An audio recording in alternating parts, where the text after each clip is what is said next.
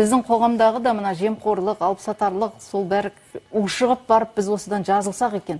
Біз енді осыған енді күндердің бір күнінде коронавирус бітетін шығар. Әйтеуір бұның емі табылатын шығар деген үміт бар. Адамзаттың бәрінде, тек қазақстандықтарда емес.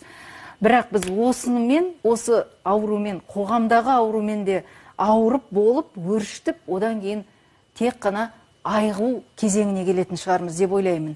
Осыдан кейін біз жемқорларды соншалықты жек көретініміз ашық айтылса. Қол бермейтіндей, араласпайтындай, сүйекке таңба болатындай, сен сол кезде окопта жатып, оқ сатқансың. Жау келе жатыр деген кезде саудаласып тұрғансың деген сияқты тұтас бір жетіп ұрпағына дейін таңба болатындай ұят нәрсе болу керек. Алыпсатарлардың аты белгілі болса. Мынандай кішкентай аппаратты бейбіт өмірде 10 мыңға сатып отырып, соғыс басталғанда 30 мың, 40 мыңға өлейін деп атқан адамның кислородын өлшеуге бермей отырғандардың есімі белгілі болу керек. Дұрыс айтасыз. Және араласпайтындай, ертең қыз беріспейтіндей жағдайға жеткізу. Міне осылай қоғам өзін-өзі тазалайды.